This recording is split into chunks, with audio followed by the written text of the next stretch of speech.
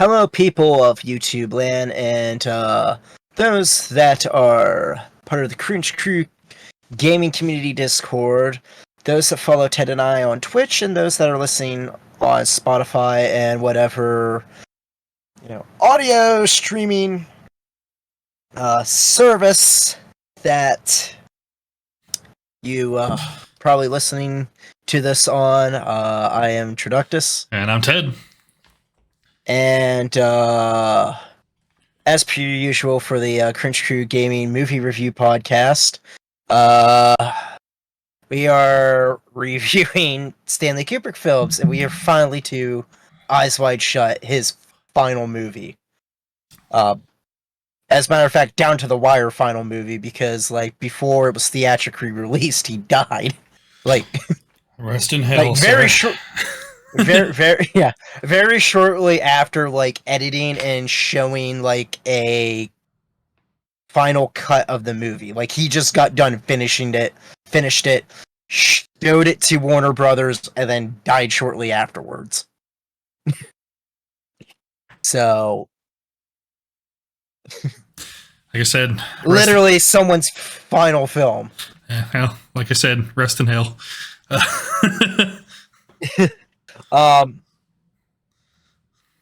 So as per usual, we're doing background, and then we're getting to guess likes and dislikes. That's gonna be weird because I don't really.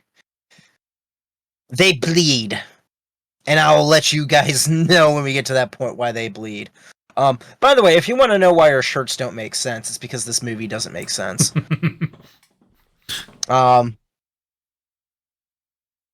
But anyway, Eyes Wide Shut, released in 1999, considered to be an erotic mystery psychological drama, or at least it was marketed that way.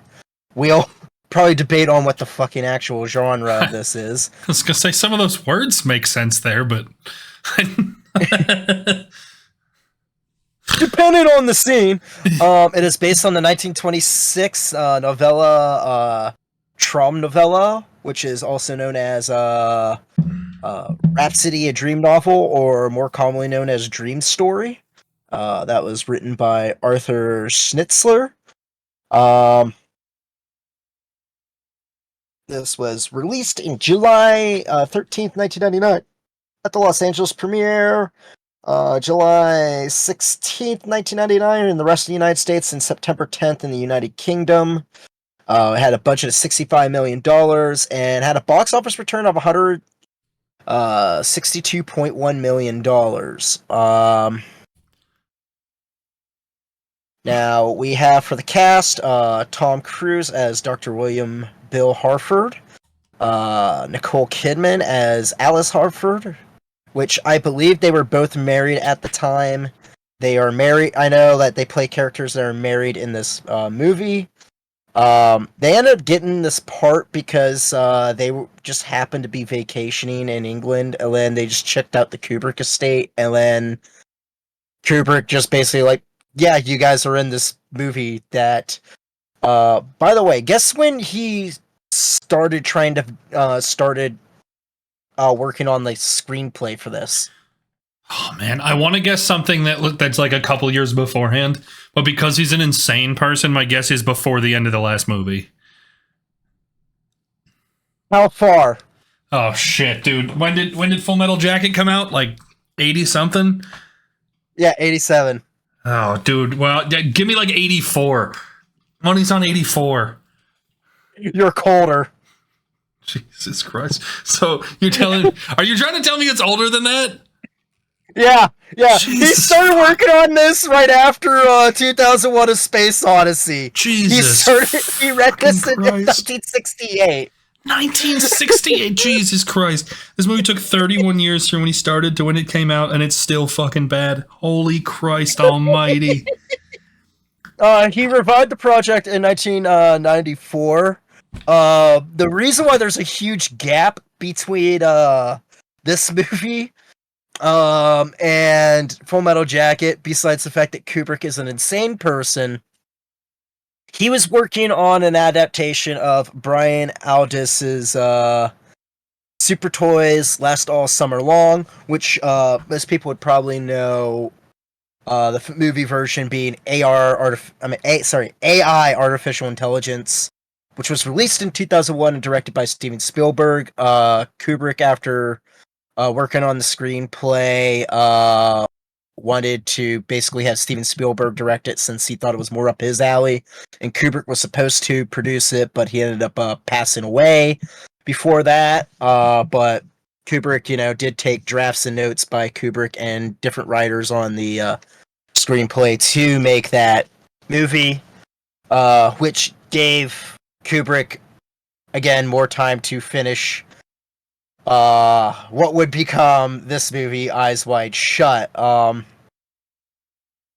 Apparently, principal photography started in 1996, and due to his perfectionism, led the script being rewritten several goddamn times, and a lot of scenes requiring numerous takes.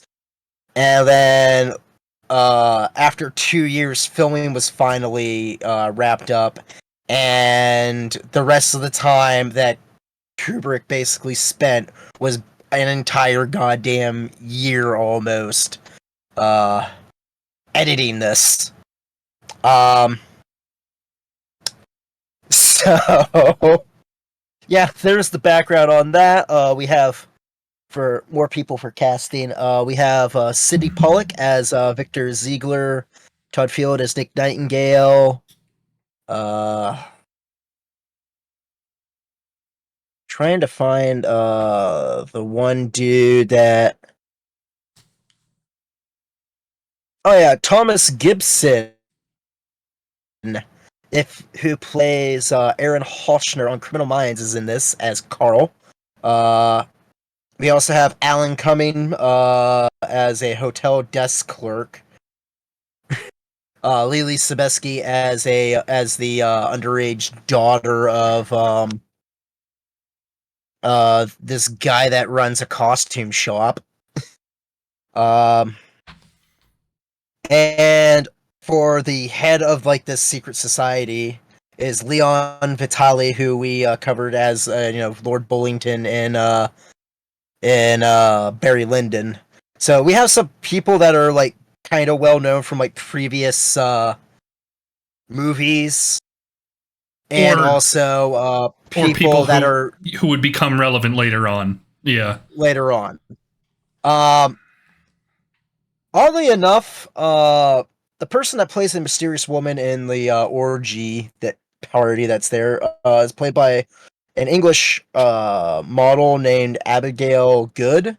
However, she is dubbed over by Cate Blanchett, which that was not revealed until as recently as 2019.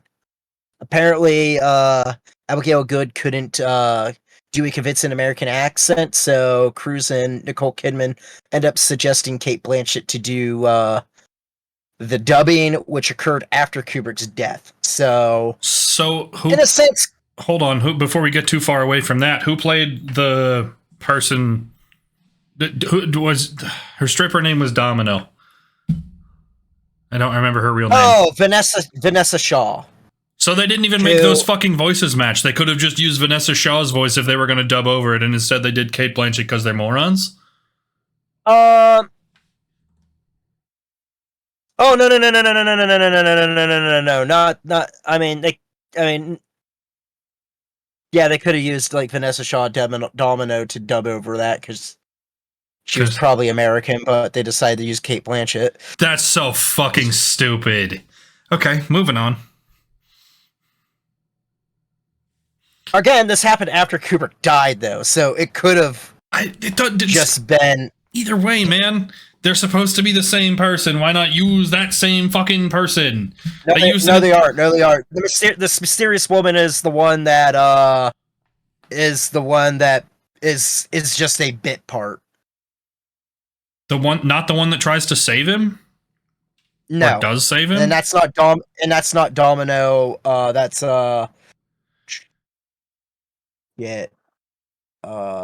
that's Julian Davis as Amanda Mandy Curran. What the fuck? No, okay. Oh, I'm having an... Okay, got it. Nope. Got it. Okay. Yep. Okay. We're good. It's all right. This all bleeds in together. Yeah. Okay. I got there. I fucked up 2 during people. Development, Kubrick was thinking of maybe making this into a comedy, and thought of casting either or was it yeah. You guys Kubrick consider making the Dream Story adaptation a sex comedy with a wild and somber streak running through it, starring Steve Martin or Woody Allen in the main role. Woody Allen would have been fitting, of course. That what's his face? Kubrick wanted him. God damn it. That ended up not happening. Other people that were thought of cast in the roles were either Alec Baldwin and Kim Basinger. And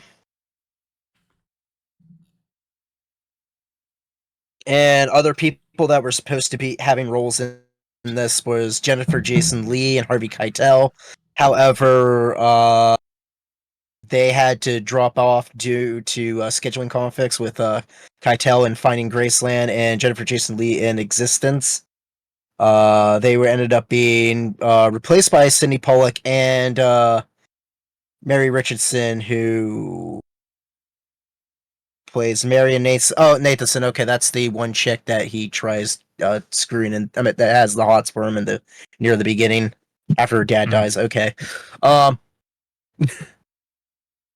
okay. But what a fucking whirlwind. Sorry, it's just there's a lot of. By the way, if you're wondering why I'm kind of scattered on this, it's kind of hard to see who's important and who's not important in this goddamn movie. Or if anybody's important. Because none of them are fucking important. All of them are worthless waste of space. So with that being said, we're just gonna hop right into it, whether it's likes or dislikes. Ted can pick on that. I'll give a brief depiction of what the plot might kind of almost be. To essentially boil this way the fuck down, Tom Cruise and Nicole Kidman are married. They get really high. They both lie to each other, which creates a disruption in their marriage that leads him to be interested in other options, because she basically tells him, yeah, I'd fuck somebody else. I almost did it too. Fuck you, buddy. In the slowest dialogue that's ever been performed ever. I'm going to cross that bridge again, and I'm probably going to rant about it. I can feel my blood pressure already boiling. Anyway, him exploring other options. You're not going to be the only one ranting in this. His interest in other options, right? His realization that his marriage may not be exactly what he thought it was, and his loyalty is suddenly wavering.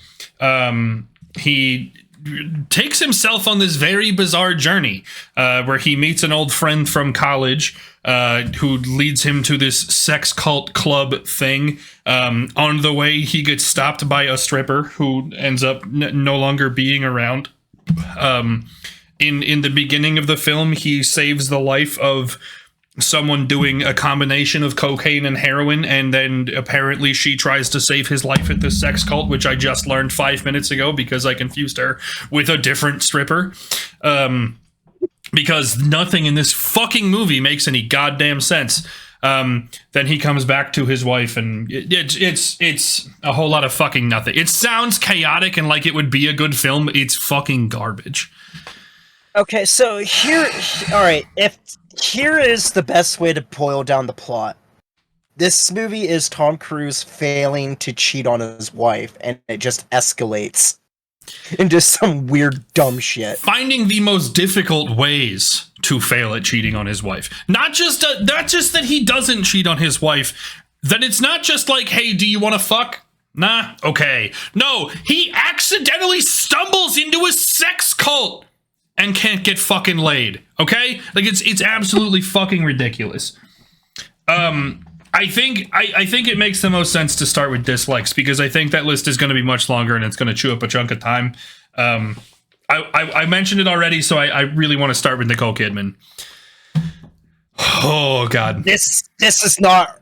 She's a good actress, but this is not... The only thing that gets it right is that she's not speaking Australian. She's not using her Australian accent. Man, look, You know, I said it last night, and I'm willing to double down on it and take it a step further. My comparison: if you've ever watched Malcolm in the Middle, and the one kid has the speech impediment, like the disability that allows him to like not say consecutive syllables. He's got to do that deep inhale between every syllable he says. He would run circles around her in a speed speaking competition because it's just like badly placed laughter, and then maybe some other things, and the whole thing happens so fucking quietly, dude. It's just so fucking awful, dude. We could have shaved 45 minutes off of this movie if she could speak like a fucking human being, dude. That scene where they're fighting took 50 fucking minutes. I don't even know how long it took. I genuinely, it felt like 3/4 of my watching experience was that one fucking scene in the goddamn bedroom. Say your fucking lines faster than not at all, you shit. I have a feeling Kubrick told her to do that way. Because to be honest, like, she does not act like that at freaking all. It would be one like that had to have been directed. That had to have been specifically freaking directed. Directed or not, they allowed it to be in the film, which just meant that nobody gave a shit about this thing. The other thing is that, like, I'm okay with slower, deliberate dialogue if there's some action between it that gives you a purpose, right?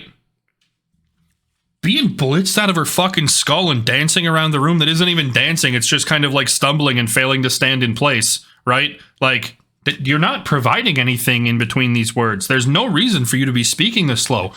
Do something. Do something worth fucking watching. It was shit. I hated this. This was so fucking bad, dude. I think I unmuted myself to yell about it. And in my 3 minutes of yelling, it was still between two words. It took so fucking long. Oh, God. I'm going to move on a little bit. I was going to say continue. Yeah, one thing we also have mentioned a lot during this series that I really feel like we hit the mother load in this one. No, it was Kubrick being a piece of shit. Oh, man. Yeah, context is obviously important, but when nothing makes sense, I don't miss context for the important shit because there was no important shit, right? Like, I can't even complain about context here. It's just that, like, nothing had fucking purpose. No, Kubrick's a piece of shit, dude. So there's one scene in particular that really just frustrated the shit out of me, right? Tom Cruise is walking down the street. This frat full of guys just, like, bumps into him. They throw a bunch of homophobic slurs at him and walk away, and it doesn't have anything to do with anything else. Stallman said he educated me at that point in time that when this was, translated from the book, or not translated, but transposed from the book, that it was anti-Semitic instead of, homophobic. And I didn't say this as like that's why Kubrick took it out. No. I mean, that's why Kubrick changed it. But it had nothing to do with any moral high ground. He just didn't picture the characters in his adaptation to be Jewish. One way or another, right?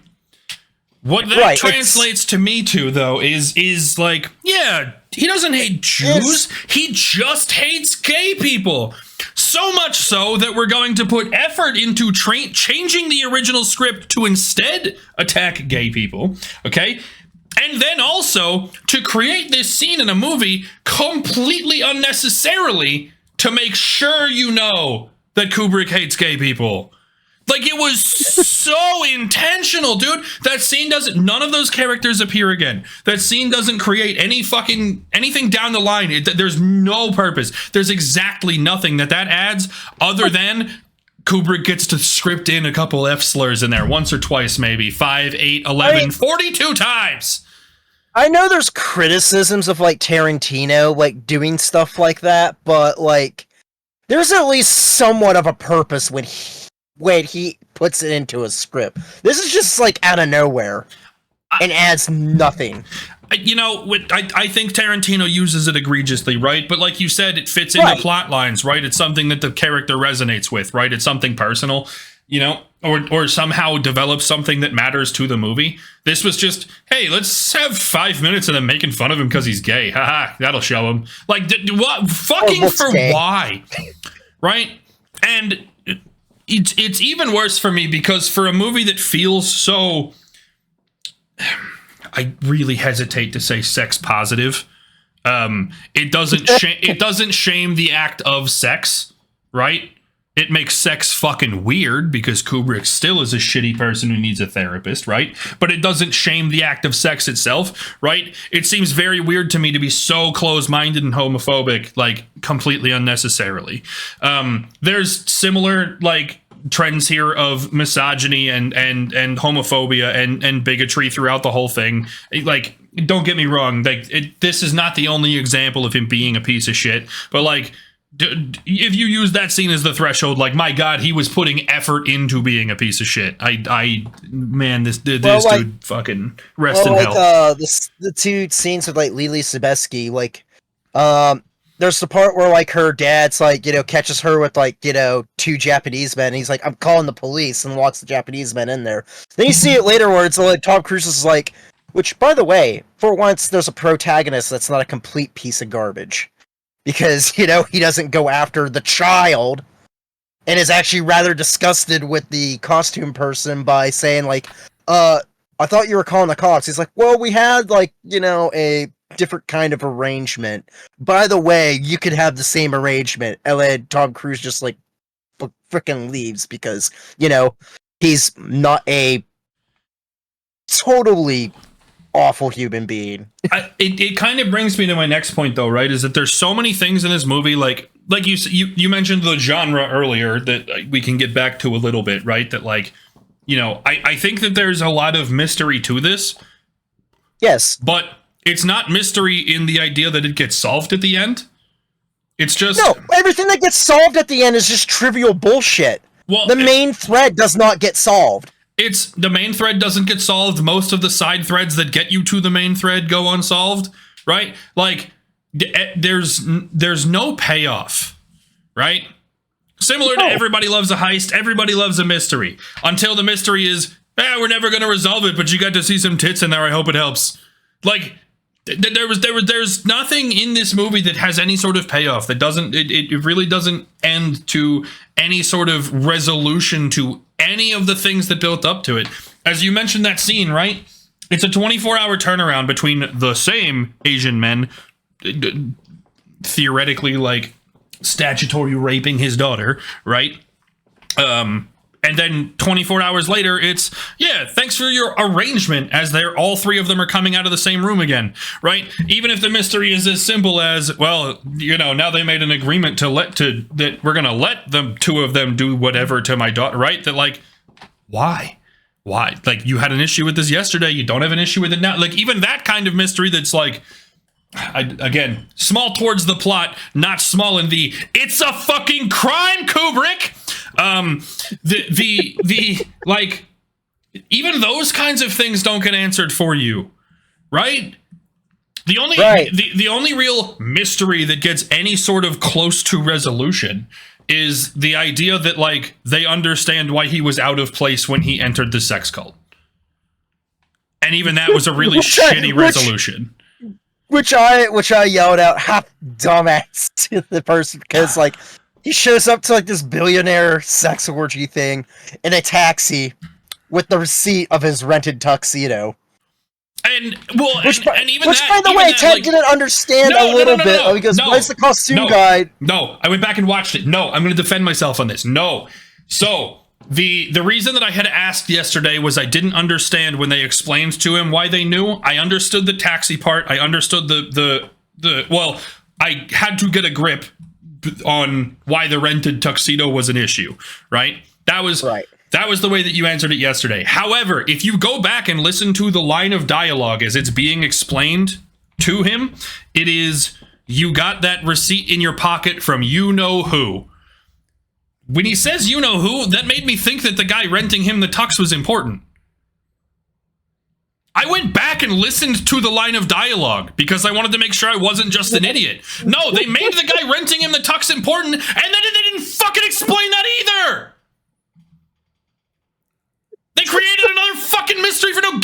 reason, because their dialogue sucks. Oh. He was working on this since 68. It was 68. 31 years if it doesn't make sense. And also on top of that, Kubrick actually stated that during, like, while they were showing this to, like, the Warner Brother executives, that this was his best film that he ever made. That being said, Arlie Ermy also stated that Kubrick hated this movie and thought it was a pile of shit. Good. Now, I'm glad that he hated the last thing he did. Rest in hell. However, Kubrick's family says that was actually a lie. I think it's a little bit in between, and I will, when we get into, I guess, likes, when I will actually, because this movie sits in a weird spot for me, okay? I have one last dislike. I'll let you have the floor then, do your whole thing. Right. The last thing for me, because I can't move past cinematography, this movie did a whole lot better than most of Kubrick's movies with sound. Yes. However, although the fucking soundtrack's atrocious. However, because it was so much better with sound, it made the parts that were bad with sound a million times more noticeable. When there was any sort of mystique or suspense, they used the same 4 dystopian piano notes, which got super repetitive and in the way, and it also wasn't very complex, so it felt bad. And because they tried to do it to you for an hour. It was bad. It was bad. It was bad. They used it 800 freaking times. If they had used it like... Oh, dude, he gives him a note. I can't hear it. Mask on bed. The fucking, I can't hear the sound, like your mic is cutting it out, so I'm just seeing the face and the piano swings. It's even funnier, dude. Bet. But no, I'm with you though, that like if they used it 3 or 4 like really significant times, it wouldn't have bothered me that bad. But it was the fact that it was basically just that repeating itself every 25 seconds for an hour. He's walking down the street. There's some bald dude following him. And there was no... That was me being deliberate, not making sounds. Outside of the very beginning and the very end of the movie, they never used music as like an ambiance, right? They used it to establish, and then things went silent in between. And it, like, because the music was used so much better than all of Kubrick's other works, it just made it stand out so much more that it was silent in between. It was really, like, even when they're in the fucking department store at the end, it's a conversation. There was chatter at the very beginning, like as they entered, and then it got silent, ignoring the hundreds of other people in the department store. It was just the two of them talking at a regular human volume. Like, it got so uncomfortable because they didn't know how to continue filling space with something. Very bizarre. That's my last dislike. I'm gonna let you have the floor for dislikes, and feel free to run straight into likes if you want to. First off, dialogue is shit for the most part in this movie. Like, there's a lot of lines that's just like, okay. Especially the final line. It's like, after all this crazy shit's happening, she's like, well, we're alive. And we survived. But there's something that we have to do, like, as soon as possible.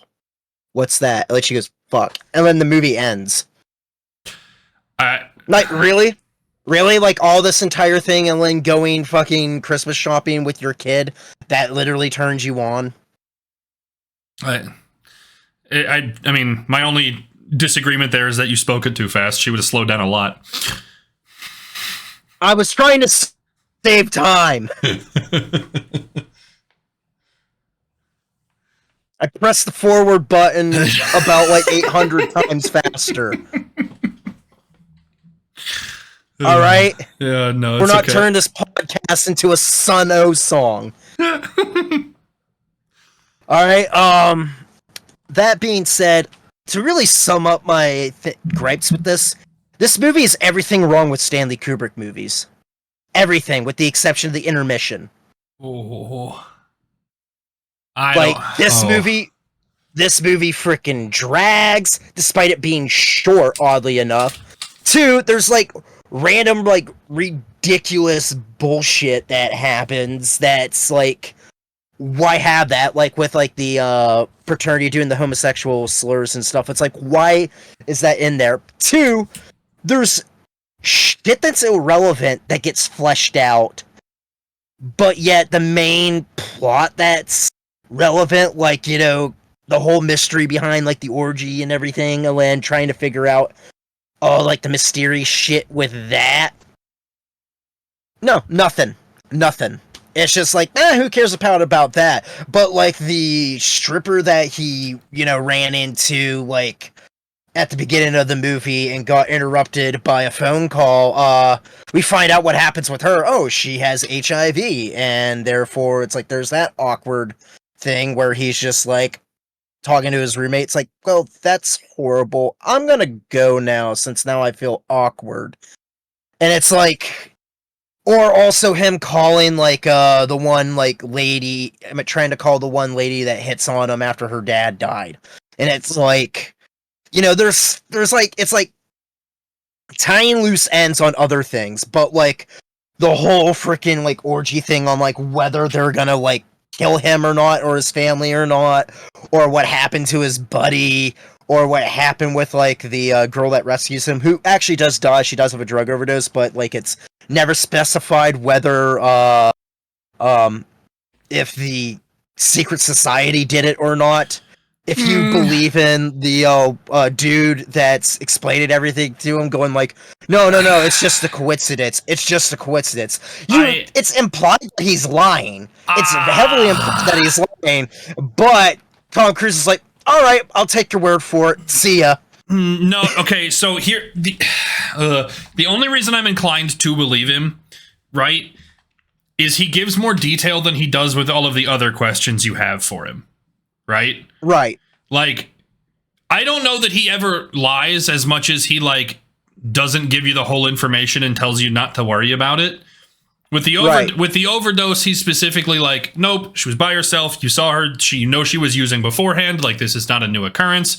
And then she was behind locked doors, and the police chief was there, and he gave the okay on it and whatever. Like, there was so much more detail there that it's like, okay, well, he didn't really lie. He just provided a shitload more information there than everywhere else. That I felt okay about, like, okay, they probably didn't do it, but I was talking about the entire thing as opposed to like specific. That was the only place that I felt like, okay, I confidently have an answer. Like, that's the only loose end that gets tied. Right.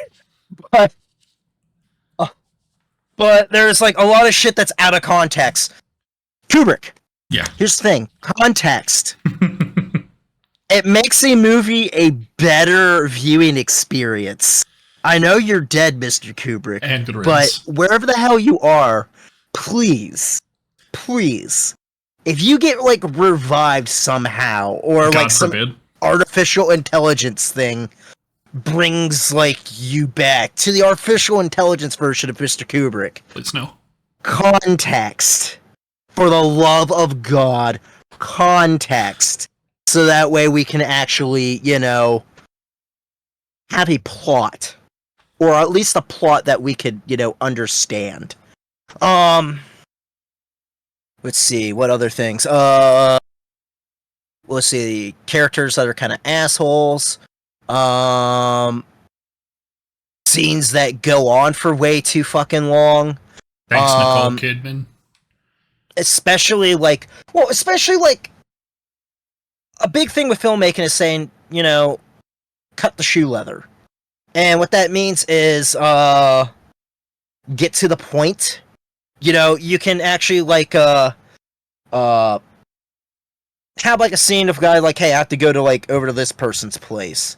And then you cut from there to go to that person's place, as opposed to showing the entire drive, him going to go get his groceries, you know, all the mundane shit that goes in between that you can just deal without. In this movie, it's just nothing but goddamn shoe leather. So one of my likes, not to jump too far ahead, is that I think this movie flows a lot better than anything Kubrick's done previously. Like, even as much as I love Full Metal Jacket, the flow just isn't there. And I think the only reason that I'm willing to say that, like, yeah, there's so much fucking shoe leather in this movie is because the movie sucked. There was no plot line, right? like if this had been an enjoyable movie experience, I think it would have been okay, right? Like, there was very little that felt like fluff in the moment. It's only really looking back and just being like, hey, that didn't contribute to the plot that didn't exist, so that's fluff too. That makes it all feel like fluff. Like, I think that's the interesting part of the movie. That's all fluff. Right. Well, right. I think that like you make an interesting point, and at the end of it, like, yeah, an hour and a half of that 2.5 hour film is fluff, right? Don't get me wrong, but most of that's because the plot sucks, not because it felt like fluff to watch it in the moment. Right. Which, only took him 31 years of writing to get that almost close. Which, I guess brings me to likes. Okay? Since you already said your like, you have any more? Because I might make you angry on this. Oh shit, I do have one more negative really quickly. Okay. It's 2 sentences, I promise. Gratuitous nudity. I like tits. Yeah, there's... I like tits as much as the next guy, don't get me wrong, but just adding tits for the purpose of Kubrick wants to see more from his deathbed is really egregious, man. Get over yourself. The internet existed in 99. You can fucking find them there, dude. Fuck. Yeah. Anyway, I digress. To me, this got an R rating. I'm surprised it didn't get an NC-17 rating for how much, tits and bush that you see in this movie. But here's the thing, okay? This is, to me, either like a really dogshit complete piece of crap movie. However, I think it's intentionally a dog crap piece of crap movie, or at least I'm starting to kind of think that it is, because like I think Kubrick did all these things on purpose to kind of make fun of himself, and that this is basically a comedy. I'm gonna disagree. I think this feels like... I understand that. I'm not fully committed to that. Okay. But to me, if it really was like him making fun of like all of his freaking tropes, and then just literally making a movie with no context, no substance, and no nothing, just like some overarching, like, pretentious movie that has zero fucking shit into it. So that's fucking hilarious. I forget that he will go on that. I forget what movie we watched that we were like, yeah, no, this is definitely a comedy because there's no way he could take himself this seriously, and I don't remember what it was. I know we mentioned it in Lolita that it just could be like, a spoof of itself, that like it didn't necessarily have to be as real as the book was, right? But like, I know there was another, and I'm looking through my notes and I can't remember which one it was. Anyway, was it a Kubrick film? I want to say that it happened during Kubrick, yeah. Anyway, not important which movie it was. My point is, though, that, like, when I've had that thought before, right, that it was just Kubrick, like, hey, this is definitely a comedy, right? I mean, even to some extent, we kind of did it with The Shining, that, like, hey, this is kind of intentionally funny, right? Like... Right. That, like, you kind of felt like it was a joke. This felt like the ravings of senility, dude. Like... It felt like I just want to make a movie the way I always have, but I'm too fucking senile to make it happen. Like, it didn't feel like a joke. It felt like he's an insane person. I get where you're coming from. I do. But I don't know, man. This movie lacked the... And that's the thing. I don't know. Like, the only thing that I'm just like, if this had the intermission in it, then I would say this is definitely Kubrick taking the piss out of himself, and this is a troll movie. This is him trolling the audience. However, there's too much. there's too much other things with it that it's just like, no, it's just him making a bad movie. I think it lacks the comedic relief, right? If there were some like haha funny one-liners thrown in there, like I'd get it, but like everything feels like it's supposed to make you uncomfortable. And man, this fucking sucked. This really fucking sucked. All right, we've been ranting too long about a dog shit fucking movie. You ready to rank it, or you got anything else you want to talk about before we go? No, that's literally all I got. All I gotta say is if this was literally terrible on purpose, it is actually kind of genius, but like, I just don't know. And I just don't know what the fuck to do with this movie. All right. Well, I know exactly what I'm doing with it. I'm ranking it 11th. It still goes ahead of Barry Lyndon and Spartacus for me, but it is behind Lolita. This movie is not as instantaneously a Jesus Christ, shut this movie off. But it is a great movie to scroll through Twitter and Instagram or TikTok or whatever the fuck and just kind of be like, oh yeah, that is Tom Cruise and there's a tit or two, you know, and then you leave it alone. And I think that's its only redeeming quality. There's genuinely like nothing fucking positive. This movie sucks. There's no plot. Everything blows. They just leave you in complete mystery. You actually have more positives about Barry Lyndon. Yeah, Barry Lyndon really fucking sucked, but I did have more positives. This it felt more approachable. Listen, I know you love Barry Lyndon. It's fine. I don't mean to talk shit, but I also recognize that like I'm just messing with you. I know it's not for everyone. Man, it just fucking God. This sucked so fucking bad.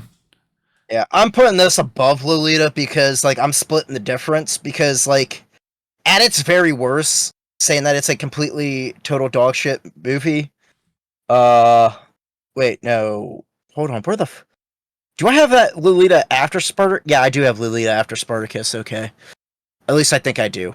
It's better than Spartacus, I know that for sure. You know, it's better than Spartacus, Fear, Desire, and Killer's Kiss, in my opinion.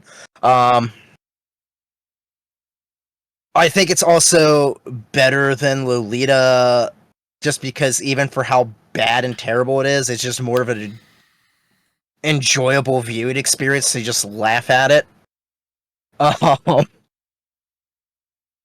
That being said, at its best, if this was done intentionally, if it was like terrible, it's probably below Paths of Glory. So, like, splitting the difference, it's above Lolita.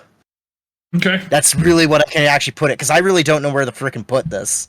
Besides that, you know? I'm pretty confident that this was bad. Lolita, I had some positives for that, like, yeah, it was really uncomfortable, but, like, it was better than this. It was about worse things. Morally, way worse. As a movie, kind of better. Kind of better. Anyway, thank fucking God we're done with Kubrick. I may never watch a Kubrick movie ever again. That's a lie. I'm gonna watch Full Metal Jacket. I'm gonna watch Full Metal Jacket again, but I won't watch any of the rest of them. Fuck that guy. Rest in hell. I'm super psyched that this series is over, but the podcast doesn't end here. By the time you're watching this, we're still watching movies in the Discord on Tuesdays. We're watching a whole bunch of horror movies and prepping for a really fucking awesome October.